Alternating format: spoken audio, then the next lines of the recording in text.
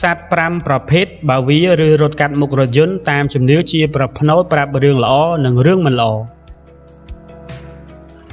តាំងពីដើមមកជំនឿបុរាណបានដើរតួនាទីយ៉ាងសំខាន់ក្នុងជីវិតប្រចាំថ្ងៃរបស់ប្រជាជនខ្មែរកាលនៅក្មេងយើងគ្រប់គ្នាតែងតែបានឮរឿងរ៉ាវនិងការដំណើរប្រាប់ពីជីដូនជីតាឬចាស់ទុំអំពីការហាមឃាត់ផ្សេងឬប្រផ្នូលដែលកើតមាននៅជុំវិញខ្លួនដូចជាការមកដាស់តឿនសតិឬបញ្ជាក់ឲ្យបានដឹងមុននៅហេតុការណ៍អ្វីមួយដែលនឹងកើតឡើងទន្ទឹមនឹងនោះប្រសិនបើមានសត្វវាឬរត់កាត់នៅពីមុខរថយន្តដែលយើងកំពុងបើកបរចាស់ពីដើមលោកមានជំនឿថាគឺជាប្រផ្នូលមួយដែលអាចបង្ហាញអំពីហេតុការណ៍ល្អឬអាក្រក់ដែលនឹងកើតឡើងលើម្ចាស់រថយន្តឬអ្នកបើកបរនោះមិនខានដូច្នេះកុំឲ្យខាតពេលវេលាយូរសូមបន្តទស្សនាជាមួយadminដូចតទៅទី1សត្វពស់លូនកាត់មុខរថយន្តមនុស្សមួយចំនួនប្រហែលជាមានការភ័យខ្លាចនៅពេលឃើញសត្វពស់ប៉ុន្តែយោងតាមជំនឿបុរាណការឃើញពស់លូនកាត់មុខរថយន្តត្រូវបានគេចាត់ទុកថាជាការនាំមកនូវសំណាងល្អដល់ម្ចាស់យានយន្តឬអ្នកបើកបរជំនឿនេះផ្ដោតជាពិសេសទៅលើរឿងលុយកាក់និងលាភសក្ការៈផ្សេងដូចជាការឈ្នះរង្វាន់ឬក៏ទទួលបានផលចំណេញដែលមិននឹកស្មានដល់ដូច្នេះប្រសិនបើអ្នកឃើញសត្វពស់លូនកាត់មុខរថយន្តសូមកុំភ័យស្លន់ស្លោឬព្យាយាមបុកវានៅឡើយផ្ទុយទៅវិញអ្នកគួរអត់ធ្មត់ហើយរងចាំឲ្យពស់វាលកាត់តាមដំណើរដោយសុវត្ថិភាពទី2អណ្ដើកវាកាត់មុខរថយន្តអណ្ដើកត្រូវបានគេចាត់ទុកថាជាសត្វនាំមកនូវសំណាងល្អភាពមានអាយុវែងនិងភាពរុងរឿងដូច្នេះប្រសិនបើមានអណ្ដើកវានៅខាងមុខឡានអ្នកបើកបរគួរតែបង្កើនការប្រុងប្រយ័ត្នក្នុងការបើកបរឬចាត់ទុកថាវាជាឱកាសដើម្បីបន្សាបនូវសំណាងអាក្រក់ឬទុកព្រួយផ្សេងចាស់ជឿថាក្រោយជួបហេតុការណ៍នេះអ្នកគួរតែទៅធ្វើបុណ្យឬថ្វាយចង្ហាន់ដល់ព្រះសង្ឃនោះអ្នកនឹងជួយសម្រាលរាល់ឧបទ្រពចង្រៃនិងនាំមកនូវសេចក្តីសុខសាន្តវិញ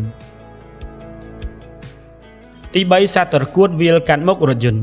បើតាមជំនឿការឃើញសត្វត្រកួតលូនកាត់មុខរថយន្តគឺជាប្រផ្នូលល្អណាស់ដែលវាបញ្ជាក់អំពីការហូរចូលនៃលុយកាក់មាសប្រាក់និងទ្រព្យសម្បត្តិគេជឿថាអ្នកនឹងទទួលបានលាភធំឬផលចំណេញផ្នែកហិរញ្ញវត្ថុលើពីនេះគេជឿថាប្រផ្នូលនេះជួយសម្រាលទុក្ខសោកផ្សេងនិងរឿងមិនល្អដែលអ្នកធ្លាប់បានជួបប្រទះក្នុងជីវិតផងដែរគឺហាក់បីដូចជាភាពសោយនឹងត្រូវបាត់បង់ហើយជំនួសមកវិញដោយសេចក្តីសុខនិងទ្រព្យសម្បត្តិទី4ឆ្កែរត់កាត់ពីមុខឡានជំនឿអំពីឆ្កែគឺមានលក្ខណៈខុសគ្នាប្រសិនបើមានឆ្កែរត់កាត់មុខឡានគេជឿថាវាគឺជាប្រផ្នូលមួយដែលតម្រូវឲ្យអ្នកប្រុងប្រយ័ត្នខ្ពស់ឆ្កែវង្វេងត្រូវបានគេជឿថាមានន័យថានរណាម្នាក់នឹងនាំមកនូវបញ្ហាដល់អ្នកឬអ្នកគួរតែប្រយ័ត្នចំពោះការសម្លាប់ធ្វើបាបឆ្កែមានម្ចាស់អាចមានន័យថាអ្នកក្រោមបង្គាប់ដែលគូរួមការងារឬសមាជិកគ្រួសារនឹងនាំមកនូវបញ្ហាឬភាពលំបាកសម្រាប់អ្នកទៅវិញ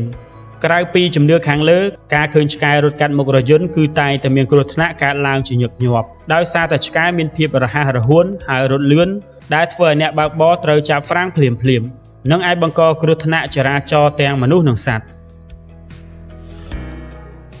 ទី5គោរត់កាត់មុខរថយន្តជាការពិតណាស់នៅពេលបើកបរតាមសហគមន៍ឬជនបទយើងប្រកាសជាមានឱកាសឃើញសត្វគោរត់ឬដើរពីមុខរថយន្តតាមជំនឿរបស់ចាស់គេជឿថាប្រសិនបើគោរត់កាត់មុខឡានអាចបង្ហាញថាអ្នកនឹងមានបញ្ហាក្នុងការងារឬអាចមានការយល់ច្រឡំជាមួយនឹងចៅហ្វាយនាយឬមានការខ្វែងគំនិតគ្នាជាមួយមិត្តរួមការងារអ្វីដែលសំខាន់បំផុតគឺត្រូវប្រយ័ត្នចំពោះគ្រោះថ្នាក់ដែលនឹងកើតមាននៅជុំវិញខ្លួនដូចគ្នាដូចជាការប៉ះទង្គិចតិចតួចឬគ្រោះថ្នាក់ផ្សេងដែលបង្កឡើងដោយការបើកបរនៅតំបន់មានសត្វពាហនៈសរុបសេចក្តីមកយ៉ាងណាក៏ដោយការបកស្រាយនៅក្នុងវីដេអូនេះគ្រាន់តែជាជំនឿតពីដូនតារបស់យើងតែប៉ុណ្ណោះហើយមិនមែនជាការពិតដែលមានការបញ្ជាក់ផ្នែកវិទ្យាសាស្ត្រនោះទេការជឿឬមិនជឿគឺអាស្រ័យលើសិទ្ធិបុគ្គលនិងការពិចារណារបស់បងប្អូនអ្នកស្ដាប់ទាំងអស់គ្នាអ្វីដែលសំខាន់បំផុតគឺត្រូវបើកបរដោយការប្រុងប្រយ័ត្នជានិច្ចដើម្បីរក្សាសុវត្ថិភាពទាំងខ្លួនឯងអ្នកដទៃនិងសត្វទាំងអស់នៅលើដងផ្លូវអរគុណសម្រាប់ការទស្សនាវីដេអូនេះដល់ចប់ជួបគ្នានៅវីដេអូបន្តទៀត